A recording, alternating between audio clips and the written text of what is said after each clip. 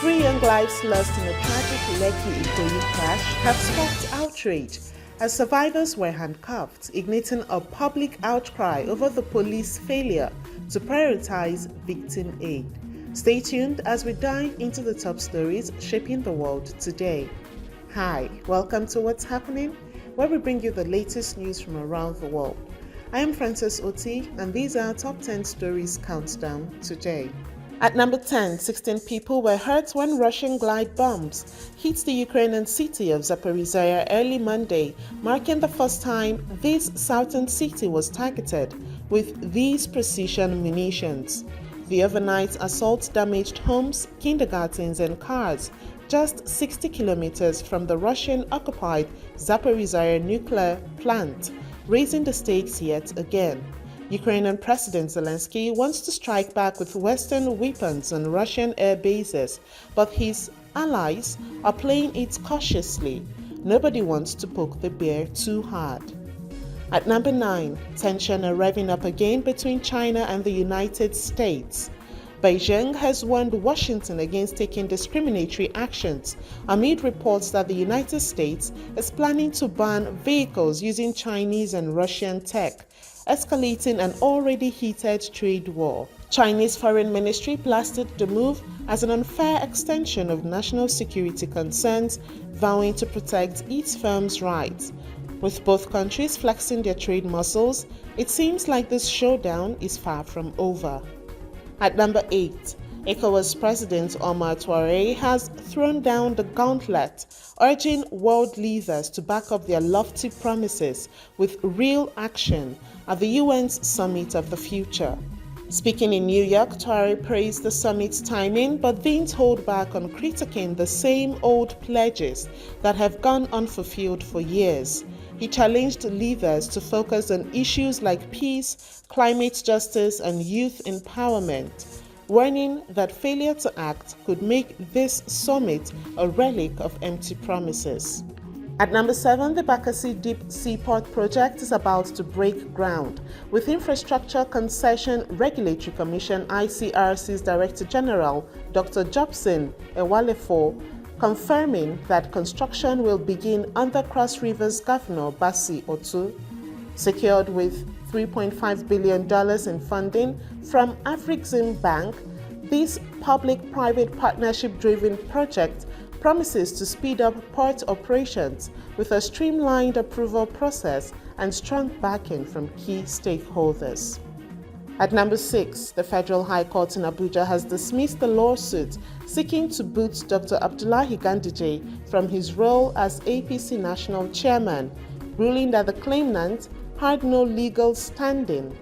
Justice Ian Ekwo struck down the case, emphasizing that the North Central APC Forum, the suing body, lacked the necessary legal recognition and had failed to use the parties' internal dispute mechanisms. The judge also pointed out that leadership appointments within the APC are internal matters that courts shouldn't meddle in. At number 5, with local government elections just around the corner on October 5th, 2024, Jigawa State has set up a 13-man elections malpractices tribunal to keep things clean and fair. Inaugurated by State Chief Judge Justice Umar Maigari, this tribunal promises to be an impartial watchdog, safeguarding voters' rights against rigging and harassment. While it's great to see some proactive moves, let's hope these efforts translate into real action on Election Day. At number 4, the Nigeria Hydrological Services Agency (NISA) and Benue State government are sounding their alarm as River Benue's water levels surge, signaling a serious flood threat. With critical gauge stations showing dangerously high readings, residents near river banks have been urged to evacuate to designated IDP camps immediately. Authorities warn that the worst may be yet to come, especially with water releases from Lagdo Dam and heavy rainfall expected. At number 3, the Independent Petroleum Marketers Association of Nigeria, IPMAN, is set to meet with Dangote Refinery this week, hoping to secure direct lifting of petrol and drive down prices. Ipman spokesperson Chief Chinedu Ukadike expressed optimism that this partnership could improve distribution woes that have plagued the market. With petrol prices soaring between 950 naira and 1,100 naira, everyone's hoping this meeting brings so much needed relief at the pumps. At number 2, the Economic and Financial Crimes Commission (EFCC) has had enough of comedy skits misrepresenting its operatives and slamming skit makers who use their gear without permission.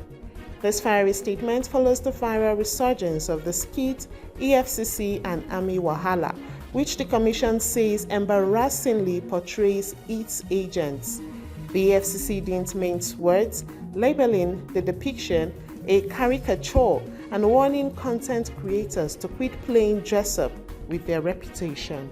Finally, at number 1, 3 young lives were tragically cut short in a fatal crash at the Lekki-Ikoyi Link Bridge, and the fallout is stirring major public outcry over the police action at the scene.